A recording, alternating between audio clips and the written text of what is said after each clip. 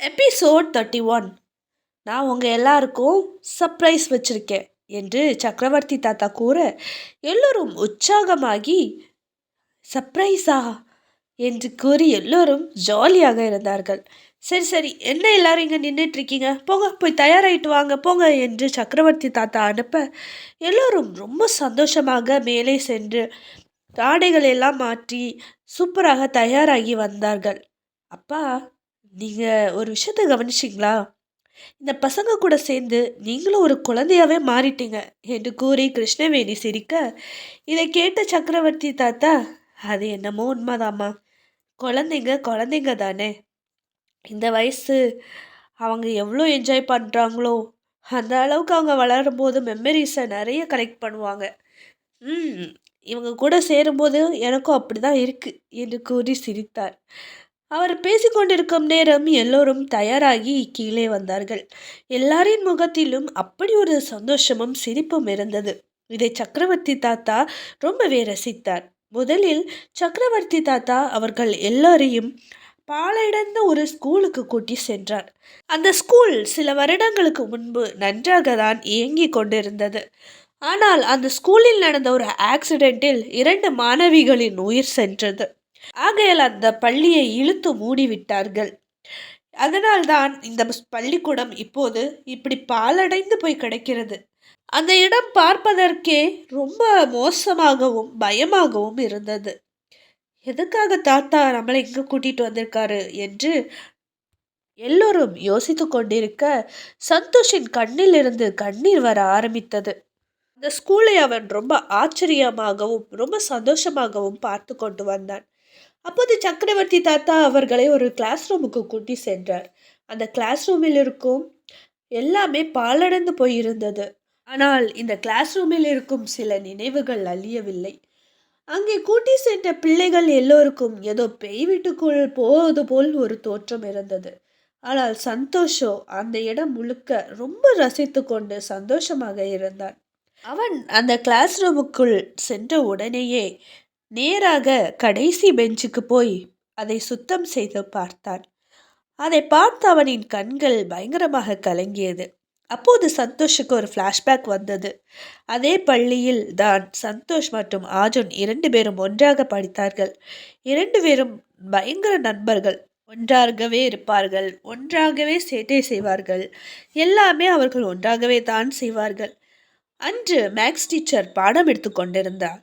ஆனால் பாடத்தை கவனிக்காமல் காம்பஸை வைத்து ஆர்ஜுன் அவனின் டேபிளில் சந்தோஷ் என்றும் சந்தோஷ் அவன் டேபிளில் ஆர்ஜுன் என்றும் பெயர்களை எழுதியிருந்தார்கள்.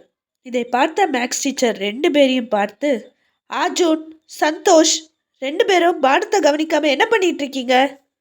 இந்த சம்மோட இக்குவேஷன் நீங்கள் 2 பேரும் இப்போ சொல்கிறீங்களா, இல்லை கிளாஸை விட்டு வெளியில் போகிறீங்களா என்று கோபமாக கேட்க 2 பேரும் ஒருவருக்கொருவர் முகம் பார்த்து, மேம், இன்னொருக்கா இந்த இக்குவேஷனை சொல்லித்தரீங்களா என்று சந்தோஷ் கேட்க, ஓ, இன்னொரு வாட்டி நான் உங்களுக்கு சொல்லித்தரணும்.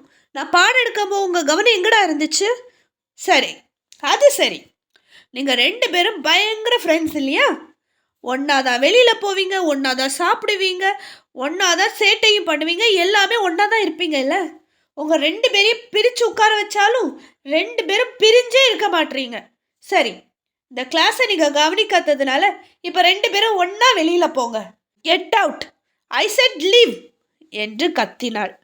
இதை கேட்ட 2 பேரும் ஒருவருக்கொருவர் முகம் பார்த்து சிரித்து கொண்டே, உங்களுக்கு அதுதான் ஆசைனா கண்டிப்பாக நாங்கள் வெளியில் போகிறோம் டீச்சர் என்று கூறி அவர்கள் 2 பேரும் ரொம்ப சந்தோஷமாக வெளியில் போய் நின்றார்கள். வெளியில் வரப்போகிற ஸ்டூடெண்ட்ஸ் எல்லாத்தையும் பார்த்து சிரித்து கொண்டிருந்தார்கள். இதுக்கு தானே நம்ம ஆசைப்பட்டோம் என்கின்ற போல் 2 பேரும் ஜாலியாக இருந்தார்கள். சிறு வயதில் 2 பேரும் நன்றாக படிக்கும் மாணவர்கள்தான். ஆனால் ஒரு ஹவர் கூட அவர்கள் அந்த கிளாஸ் ரூமுக்குள் இருந்ததாக சரித்திரமே கிடையாது. 2 பேரும் ஏதாவது சேட்டை செய்து வெளியில் தான் நிற்பார்கள். ஆனால் மதிப்பெண்கள் அவர்களுக்கு ரொம்ப நன்றாகவே வரும். 2 பேரும் எப்போதுமே ஃபர்ஸ்ட் ரேங்க் எடுப்பார்கள். அந்த கிளாஸில் எத்தனையோ தடவை 2 பேரையும் பிரித்து வைக்க டீச்சர்ஸ் முயற்சி செய்தார்கள். ஆனால் 2 பேரும் ஏதாவது செய்து சேர்ந்து தான் இருப்பார்கள். கிளாஸ் போரிங்காக இருக்கிறது என்றால் டீச்சர் மேல் பேப்பரை தூக்கி போடுவதும் இல்லை கலாய்த்து கொண்டிருப்பதும் இவர்களின் ஒரு பெரிய ஹாபியாகவே இருந்தது. இது எல்லாம் சந்தோஷுக்கு நினைவு வர அவன் ஒரு நிமிடம் சிரித்தான், மறு நிமிடம் அழுதான். அந்த நாட்கள் மறுபடியும் வந்துவிடாதா என்று அவன் ஏங்கினான். அவன் கண்களிலிருந்து தார தாரையாக கண்ணீர் வர இது அந்த கருப்பு உருவம் பார்த்து கொண்டே அவன் கைகளால் அதை துடைக்க தொடங்கியது.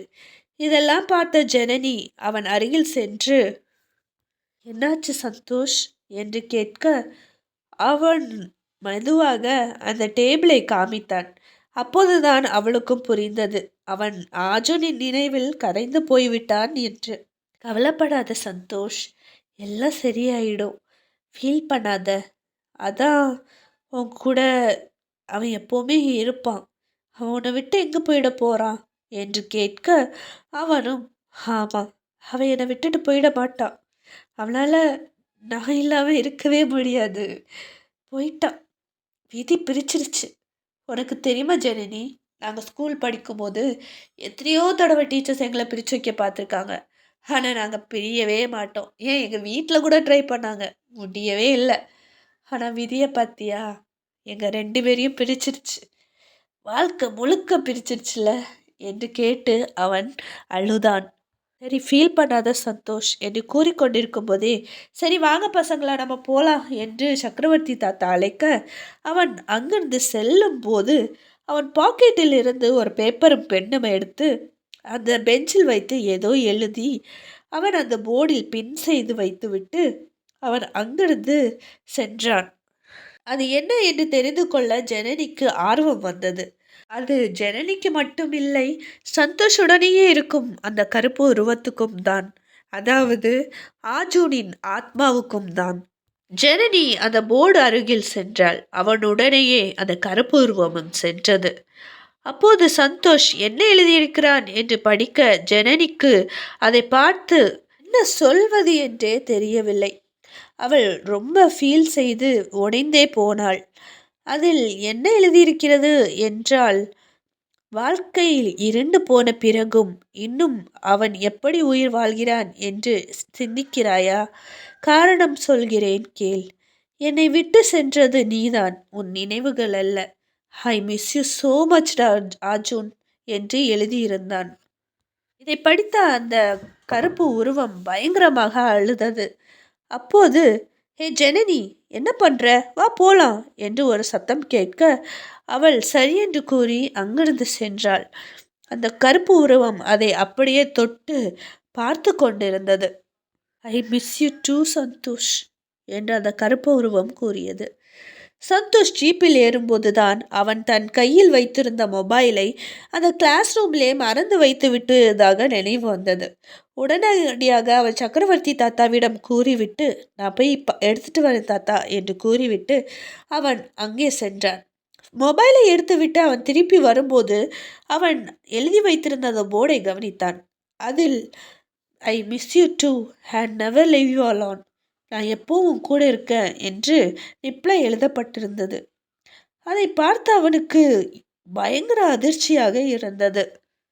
இதை படித்த அவன் அந்த கிளாஸ் ரூம் முழுக்க சுற்றி சுற்றி பார்த்தான். ஆனால் அங்கே அவனை தவிர வேறு யாருமே இல்லை.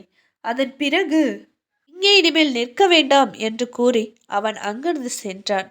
சந்தோஷின் முகமே சரியில்லை. அவன் மனது மிகவும் குழப்பமாக இருந்தது. அதன் பிறகு சக்கரவர்த்தி தாத்தாவின் வீட்டுக்கு சென்றார்கள். அங்கே போய் பார்த்தால் எல்லோரும் தயாராகி நின்று கொண்டிருந்தார்கள். இதை பார்த்த சக்கரவர்த்தி தாத்தா, எல்லாரும் எங்கே போறீங்க, எதுக்கு ரெடியாகி நிற்கிறீங்க என்று கேட்டார். இதை கேட்ட கிருஷ்ணவேணி, என்னப்பா மறந்துட்டீங்களா, நம்ம என்னை கோயிலுக்கு போகணும் என்று கிருஷ்ணவேணி கூற, பசங்களா எல்லாரும் போய் ரெடி ஆகுங்க என்று கூற எல்லாரும் குளித்து தயாரானார்கள். சந்தோஷ் முதலில் தயாராகி வந்தான். ஆனால் அவன் முகமே சரியில்லை என்று கவனித்த அவனின் அம்மா, சந்தோஷ் என்ன ஆச்சு, ஏன் ஒரு மாதிரியா இருக்க என்று கேட்க, ஒன்றும் இல்லைம்மா, லைட்டாக தலைவலிக்குது, வேறு எதுவும் இல்லை என்று கூறி சமாளித்தான். அதற்கு அவர், சரிடா ஒன்றும் இல்லை, நான் உனக்கு ஒரு மாத்திரை கொடுக்குறேன், அதை சாப்பிடு. அதுக்கப்புறம் சரியாகலைன்னா வீட்டுக்கு வந்து அம்மா உனக்கு மசாஜ் பண்ணி தரேன் என்று கூற அவனும் சரி என்றான். அதன் பிறகு எல்லோரும் ஒன்றாக கோயிலுக்கு சென்றார்கள். சாமி கும்பிட்டு விட்டு ஒரு இடத்தில் அமர்ந்தபோது ஒரு பூசாரி சந்தோஷை அழைத்தார். இங்க பாருப்பா தம்பி, கோயில் குளத்துல நீ 3 முறை முங்கி குளிச்சுட்டு வா என்று கூறினார். சந்தோஷ் சரி என்று கூறி அவன் மூழ்கி குளிக்கும்போது திடீரென்று ஏதோ ஒன்று அவன் காலை பிடித்து இழுக்க ஆரம்பித்தது. சந்தோஷ் மூழ்கி கொண்டிருந்தான். இதை பார்த்த குடும்பத்தினர் பயங்கரமாக பதட்டம் அடைந்தனர். சந்தோஷுக்கு யார் தன்னை காலை இழுப்பது என்று பார்க்க அவன் முயற்சி செய்தான். ஆனால் அவனால் முடியவில்லை.